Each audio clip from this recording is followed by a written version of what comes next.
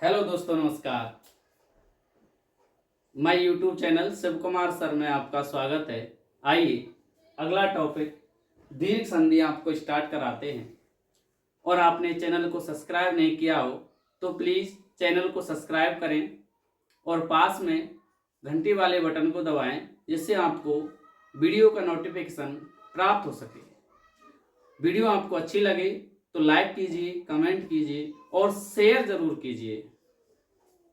ठीक है मित्रों, पहले हमने आपको स्वर संधि के बारे में बताया था। अब उसका स्वर संधि का पहली संधि है आपको दीर्घ संधि। स्वर संधि की पहली संधि आपको दीर्घ संधि पढ़ाने जा रहे हैं। देखिए, अब दीर्घ संधि का जो सूत्र होता है वो होता है अकह सवर्णे दीर्घ। कि इसको वृत्ति होगी, इसकी परिभाषा होगी अकह सवर्णे अचि परे दीर्घ एकादेश स्यात्। क्या होगी मित्रों, ध्यान से देखिए, अकह सवर्णे अचि परे दीर्घ एकादेश स्यात्। इसका मतलब क्या होगा? इसका मतलब ये होगा कि अक यानी अक माने अक जो प्रत्याहार है, तो अक में हमारे वर्ण आते हैं आ ई उ री लरी, 5 वर्ण आते हैं। अब लरी के बाद लरी समान वर्ण नहीं आता है, इसलिए हम इसको यहाँ पे नहीं लेंगे, इसकी काट देते हैं। हम 4 वर्णों को लेंगे, आ ई उ री। क्यों नहीं लिया लरी? आपको समझ में आ गया लरी हमने क्यों काट दिया? इसलिए काट दिया कि समान वर्ण आना चाहिए दीर्घ संधि में, समान वर्ण। अब लरी के बाद यानी जब लरी आएगा तो हमारे जो लरी को हम दीर्घ रूप नहीं मानते हैं, और जब दीर्घ रूप नहीं मानेंगे तो उसको हम यहाँ पर नहीं लिखेंगे। तो अकवर्ण आ ई उ री, ये है अकवर्ण हमारे। अकवर्ण प्रत्याहार के अक्षरों के बाद, यानी अक प्रत्याहार के अक्षरों के बाद में यदि सवर्ण अक्षर आ जाए, यदि सवर्ण अक्षर आ जाए, सवर्ण का मतलब क्या होगा मित्रों? सवर्ण। सवर्ण का सवर्ण का मतलब होगा समान वर्ण। कौन के समान वर्ण? आ ई उ री के बाद में कोई समान वर्ण आए, समान अक्षर आ जाए, तो पूर्व एवं पर, इन दोनों वर्णों के स्थान पर मित्रों, पूर्व एवं पर। पूर्व का मतलब होता है प्लस से पहले वाला वर्ण, और पर का मतलब होता है प्लस के बाद वाला वर्ण। तो पूर्व एवं पर दोनों वर्णों के स्थान पर दीर्घ एकादेश हो जाता है। दीर्घ का मतलब उनका दीर्घ रूप हो जाता है, दीर्घ एकादेश हो जाता है। जैसे मैं एक डायग्राम बनाकर आपको समझाता हूं। देखिए, जैसे अकवर्ण में आता है हमारा आ, छोटा हो चाहे बड़ा हो, तो प्लस के बाद भी क्या कह रहा है? अक सवर्ण अचि, यानी अकवर्ण के बाद सवर्ण समान वर्ण आए।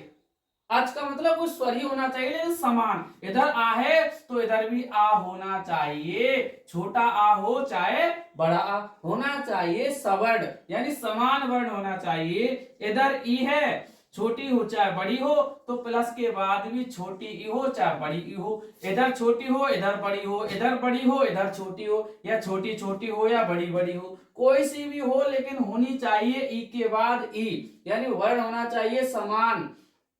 और इधर उ के बाद हमारा ऊ ही होना चाहिए, छोटा हो चाहे बड़ा हो। और बचा हमारा री, तो री के बाद में भी छोटी री हो चाहे बड़ी री हो, री के बाद री ही होनी चाहिए। तो ये हमने डायग्राम के माध्यम से आपको समझाने की कोशिश की है मित्रों। देखिए, दीर्घ संधि की हमने आपको सूत्र लिख दिया अकह सवर्णे दीर्घ, और ये वृत्ति आपको अकह सवर्णे अचि परे दीर्घ एकादेश स्यात्, ये आपको वृत्ति लिखी है, संस्कृत परिभाषा है। फिर हमने आपको हिंदी में खोलकर लिख दिए कि अक प्रत्याहार के अक्षरों के बाद, सीधा कह सकते हैं हम अक वर्ण के अक्षरों के बाद में यदि कोई समान अक्षर आ जाए तो पूर्व एवं पर दोनों वर्णों के स्थान पर दीर्घ एकादेश हो जाता है, उसे हम दीर्घ संधि कहते हैं। उसके उपरांत हमने एक डायग्राम के माध्यम से भी समझाने की कोशिश की है। देखिए, ये हमने डायग्राम बनाया है कि आ के बाद जब आ आएगा तो दोनों वर्णों के स्थान पर, यानी इस आ के और इस आ के स्थान पर दोनों का एक ही आदेश हो जाएगा, बड़ा आ, यानी दीर्घ। दीर्घ का मतलब बड़ा, इनमें से बड़ा कौन सा है? बड़ा आ। इधर ई के बाद में इनका क्या होगा? दोनों के स्थान पर बड़ी ई। ऊ के बाद में क्या होगा? दोनों का बड़ा ऊ। और री के बाद में क्या होगा मित्रों? बड़ी। ये डायग्राम है। आशा करते हैं शायद समझ में आ गया होगा आपकी। ये डायग्राम के माध्यम से आपको खोलने की कोशिश की है कि यानी कि आ के बाद आ होना चाहिए, इधर आ है इधर आ है, तो इन दोनों आ का एक ही आदेश हो जाएगा बड़ा आ। इधर ई है और इधर ई है, तो दोनों वर्णों के स्थान पर दीर्घ आदेश हो जाएगा बड़ी ई। इधर उ है इधर उ है, इन दोनों वर्णों के स्थान पर दीर्घ आदेश हो जाएगा बड़ा उ। इधर री है इधर री है, तो इन दोनों वर्णों के स्थान पर दीर्घ आदेश हो जाएगा बड़ा री। तो इस प्रकार से ये हमारी दीर्घ संधि हुई। अब आप उदाहरण के माध्यम से देखिए, हम आपको उदाहरण के हिसाब से समझाते हैं। जिस प्रकार से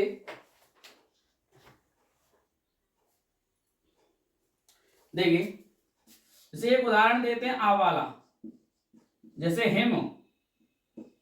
हिम प्लस आयले, ये उदाहरण है मित्रों। अब हमको उदाहरण बनाना के साथ समझना तो आ गया होगा कि इधर प्लस से पहले आ है, इधर बड़ा आ है, तो यानी देखिए समान अक्षर आ रहा, आ के बाद में आ रहा है, तो ये दीर्घ संधि का उदाहरण हुआ। पहले तो स्वर संधि हुई, इसमें देखिए इधर स्वर है इधर स्वर है, तो ये स्वर संधि हुई। अब स्वर में किसका भेद है, तो इधर आ है इधर आ है, जब समान अक्षर आ रहा आ के बाद आ रहा है तो फिर दीर्घ आदेश होगा बड़ा। तो ये किस संधि का उदाहरण हो गया मित्रों, ये दीर्घ संधि का उदाहरण हो गया हमारा। तो हम इसको खोल करके बताते हैं, देखिए एक बार, हे म, इसको हलंत करेंगे हम, तो इसमें से क्या निकलेगा, छोटा आ, प्लस के बाद में क्या है बड़ा आ, और शेष क्या बच रहा है मित्रों, लय। ये देखिए इधर स्वर है इधर स्वर है, तो कौन सी संधि हो गई, स्वर संधि हो गई। लेकिन स्वर में किसकी हो गई, तो स्वर में कौन सा का भेद है, ये स्वर संधि में किसका भेद है, तो देखिए हमारे दीर्घ संधि का भेद है। कैसे पहचानेंगे कि इधर आ है इधर आ है, इसका मतलब इधर समान वर्ण है इधर समान वर्ण है। जब समान वर्ण के बाद कोई समान वर्ण आ रहा है, लेकिन समान वर्ण कोई सा नहीं होगा, केवल आ ई उ री 4 वर्ण होने चाहिए, इनके बाद में ही समान वर्ण होना चाहिए, तो ही वहां दीर्घ संधि होगी। तो आ के बाद आ रहा है, तो दोनों के स्थान पर बड़ा आ हो जाएगा दीर्घ आदेश। यहाँ पे देखो कर रखा हमने, आ के बाद आया है तो बड़ा आ हो गया। इधर शेष क्या बच रहा है मित्रों, हेमो, इधर क्या बच रहा है, ले। तो बताइए मिला दो इसे, हे म, मच्छी में हलंत है आधा है, तो बड़ा आगे स्वर है, स्वर से मिल जाएगा हिमालय। क्या बन गया, हिमालय। क्या बन गया मित्रों, हिमालय बन गया। तो देखिए इस प्रकार से हम आपको संधि हुई, ये इस प्रकार से संधि हुई हिम प्लस आलय। तो यानी इधर आ है इधर आ है, तो दोनों का क्या हो गया, बड़ा आ हो गया, इधर हिम बचा इधर ले बचा, सबको मिला दिया, क्या बन गया, हिमालय बन गया। तो कौन सी संधि होगी हिमालय में, दीर्घ संधि होगी। एक उदाहरण और देखिए, ई वाला देखिए, कवि प्लस ईस, ये देखिए इधर ई है और इधर ई है।